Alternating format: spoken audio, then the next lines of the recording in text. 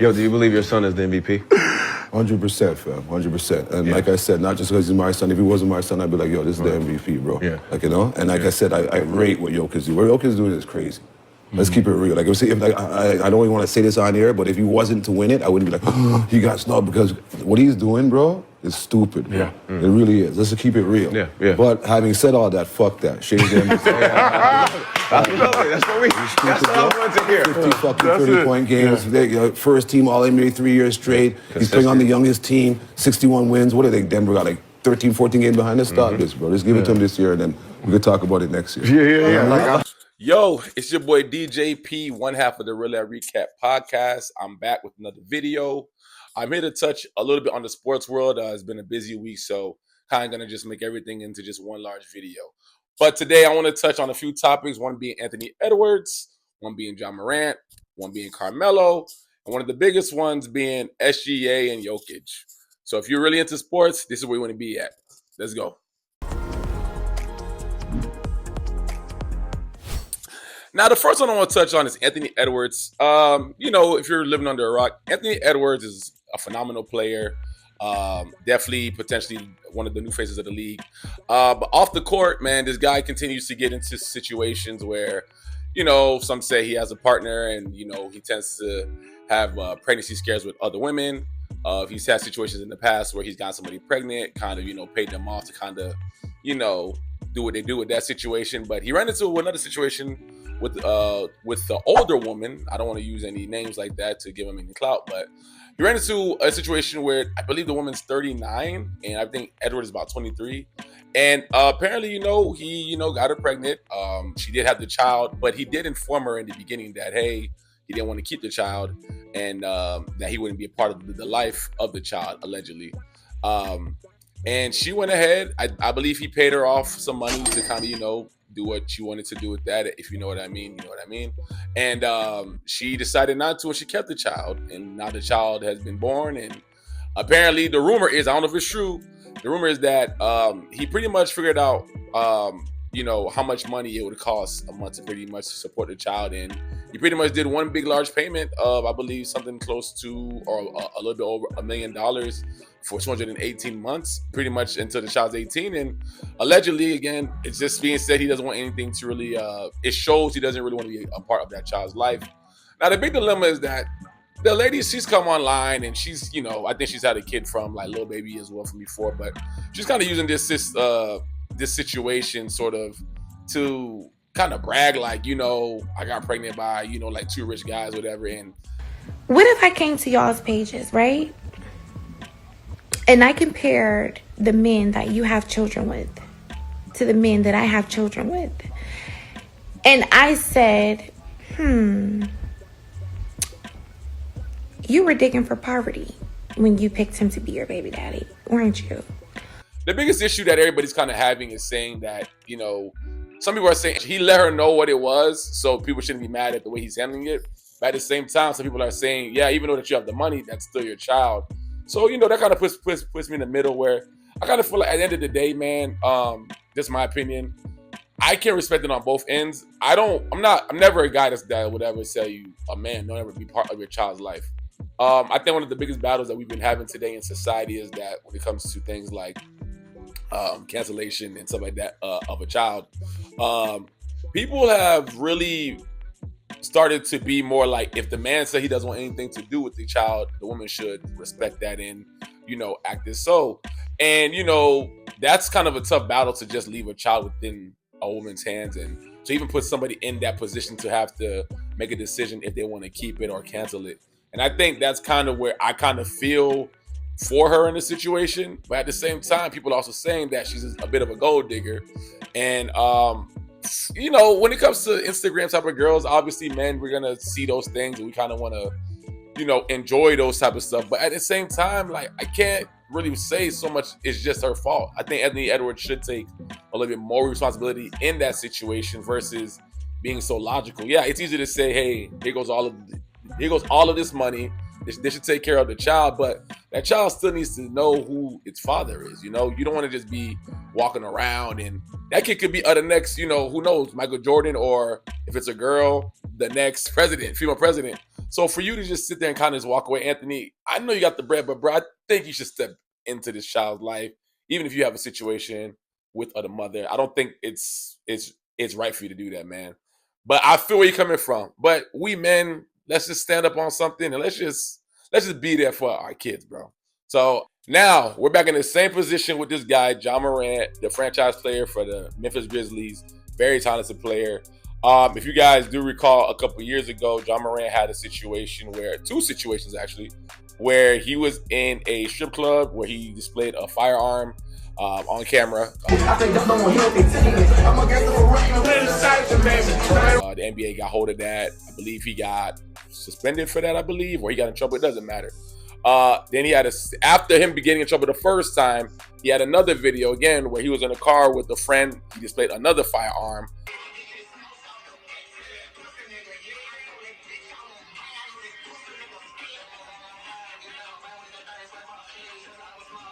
The NBA took serious action. He was suspended, I believe, for a while. I forgot how many games it was, but I think it was 28 games for the start of the following season. And he pretty much had to go through a series of, I'm going to say hibernation, if you want to say, not being able to play. He lost out on $50 million of a contract. He was really in a position where Adam Silver was really having to contemplate, not even, I guess you could say, kicking him out of the league. But he was able to come back, bounce back. But now it's been some time, man, and he returns back to the same gestures. He did this versus the Golden State Warriors. I believe when he did it, Curry, Draymond. Well, that was not really his fault. I think Buddy Hield did it to him first, from what they say. So I don't blame him for that. I think a different gesture could have been done, but it is what it is. Buddy Hield, if you did it to him too, I think that you're kind of at fault for that. So it ain't just Ja. But outside of that, he did it again at the Miami Heat game, I believe yesterday or the other night. And the NBA fined him $75,000 this time for it. And the biggest debate that I'm kind of having within myself, or just the media or what people are saying, is Ja Morant's not the only guy that's done this gesture before. I've seen this thing done from Mikal Bridges, even though he does it like this. LeBron's done it before. I believe the 2016 NBA Finals, he did it before. So he did that. Ja's done it. And I don't think Ja's the only one that should be getting penalized for this. I mean, Gilbert Arenas had a situation back in the day with the gun. That's why Gilbert Arenas' career kind of plummeted a little bit, because it was such a serious thing. Obviously, we know gun violence should never be involved in the NBA. I don't think the NBA and guns go together. I understand sometimes when you're on fire, if you hoop, sometimes you shoot and you want to show a little something. You want to be like, look, bro, I just hit that thing, bow. But at the same time, it's this like, there is kids watching. You have to remember that you are a bit of an influence on the youth as NBA players or just as athletes. So people do tend to follow things that you do. LeBron has the whole chalk toss. Shoot, I've done that a couple of times, and whatever. Everybody has their type of emotes that fans that we all tend to follow. Shoot, sometimes we shoot we'll shoot a little paper ball in a trash can and we'll say Kobe. Like, there's just a lot of things. So I don't think Ja Morant's the only one that needs to be at fault for this. I just think because of the situation that he's been in the past, and is kind of looking at his history, Ja, you really got to chill out, bro. Like, you're not acting like a franchise player, bro. Like, you're that guy, bro. Like, you're the first stubborn star I've ever seen that just doesn't make sense. Like, you don't need to do these things, bro. I understand it's a natural thing. I get it. But I feel like Ja's been having the battle of trying to show that he's hard for so long. And it's like, you ain't got to do all that, bro. Like, you Ja Morant, do your thing. So it's definitely been an interesting week for him. I just feel like Ja Morant has been kind of getting the boot lately, man. Like, Memphis Grizzlies, they've had a great season thus far until, obviously the firing of their head coach. But he didn't really get any media this year. It's almost like he's under punishment. So I don't know. I just find it kind of crazy that whenever he's doing good, nobody says anything positive. When he does a gun thing, everybody's all over his back. I just think Ja, man, at the end of the day, despite the hard thing or not, bro, just play basketball, bro, and then just enjoy it and just understand the position that you're in, bro. You're able to make millions of dollars to play a sport that you love. So there's no need for you to, involve street stuff. Like, I think you still got to get your mind out of that a little bit, So, yeah, man, I wish the best for you, bro, and keep it going, brother. Now, this is the one I really want to get to. This man has been in the NBA, got blackballed out, changed up his image, came back, showed a lot of maturity, and now is just flourishing. This man, Carmelo Anthony, is going to be in the Hall of Fame. Shout out to Carmelo. Carmelo Anthony is, to me, one of the best players I've ever seen play the game. This man got a mid-range. This man can shoot threes. He can drive. He can post up. Pass every now and then. I'm not going to say he's the best passer, but one-on-one game, he got that. Man, people understand what Carmelo's gone through, man. Carmelo came into the NBA, drafted second, was definitely, I wouldn't say on par with LeBron. If not, I think he was better at that time back in 2003. What he was able to do with Denver immediately by getting drafted, it was just like, damn, okay, this is the future. You know, going through those years with Denver, you know, to the point he made it to a Western Conference Finals, you know, just making it that far, that was just amazing. You know, and obviously what happened with that, where he left and he went to the Knicks. Carmelo, to me, he put the Knicks not back on the map, because the Knicks has always been the Knicks. Like, the Knicks is like the Dallas Cowboys. Like, you just like that team no matter what, win or lose. But he brought that real New York essence back to the Knicks, man. Man, Melo put the Knicks in a different hemisphere, bro. Them years where he was at the Knicks, man, teaming up with people like Jason Kidd, Iman Shumpert, J.R. Smith, Tyson Chandler, Raymond Felton, Steve Novak. Like, they had some teams on that thing, man. Even though he was never able to get over that hump, you know, and obviously, you know, get him, you know, I'm going to say past the second round. Melo was hooping, man. Melo was amazing, man. I remember him having the game in the Garden. I believe he had like 63 or something like that, you know, versus Charlotte. No, 62. Nasty game. Just so many moments, bro. And that was just a fun time in the NBA, you know, seeing him there. And then you had LeBron in the Heat, you know, sitting down in Miami. And, oh, man, that was a good time. But, yeah, man, Melo made it, man. Melo made it, you know what I'm saying? As I said before, you know, Melo's won, you know, scoring titles. He won a championship with, with like Syracuse, you know, Olympics. I mean, he has a lot of accolades, you know what I'm saying? I don't know as far as all the first team stuff, but Melo's up there, man. Melo, it's well deserved. I know he never got the ring. I know he never got the championship, but he's still a winner to me, man. Like, Melo is a player that I just love the way he played, bro. I know a lot of people, they mimic their game off of like Paul George. Melo, who I look at, man. Melo is, he's amazing. Like I said, man, the league tried to get him out of there. Obviously, you know, when Melo first started, Melo had a bit of a little attitude problem in the braids. Cut that off, changed up his image. And, you know, obviously, you know what I'm saying, he went to teams like Houston, where it wasn't really a good fit. I don't see what was the point of him even going there, but Melo was there. It is what it is. You know, then spending like a year or two out the league, not being able to retire properly, and then Portland giving him a chance thanks to Damian Lillard, bro. Dame, shout out to you. Bringing Carmelo back, having those 2 good years in Portland. You know what I'm saying? Even though, you know what I'm saying, he's more of a like New Yorker type, Baltimore type. Then him finally teaming up with LeBron finally, and not the best years of the Lakers, but it was fun to have Carmelo there, bro. And I love seeing the Lakers fans show him love and accept him. He had nothing to do with, you know, say LA at the time. People just respected that. I know Kobe gives him praise. Everybody, man. Melo, he deserves this, bro. That's it. Melo, man, shout out to you. It sucks you never got to retire in a proper way. But, man, I know I'm just a fan, but, bro, I'm really, really, really proud of you, bro. You definitely inspire me. Every time I'm on the court, I think, what would Melo do, bro? So, hey, shout out to you, brother. Now, this is one of the toughest decisions this year when it comes to the MVP race. We have a very interesting year. I'm not going to say I've never seen nothing like this before, but it's definitely one of the years that we're going to always remember. I think it's very crucial, at least to me, so that we kind of can see who runs the league today. Okay, so Jokic and SGA are fighting for MVP.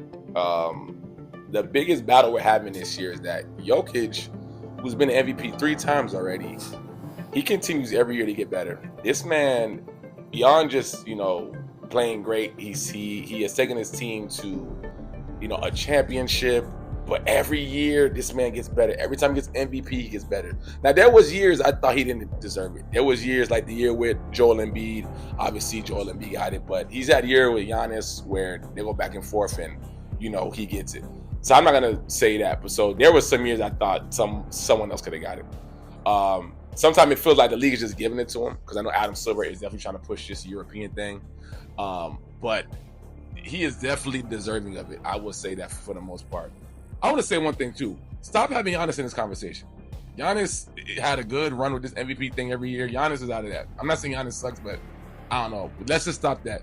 Tatum probably could have been in a better conversation, but just stop talking about Giannis. And that's not hate. So back to that. Like I said, Jason Tatum is another person that I felt probably could have, in the beginning of the season, could have been in the conversation.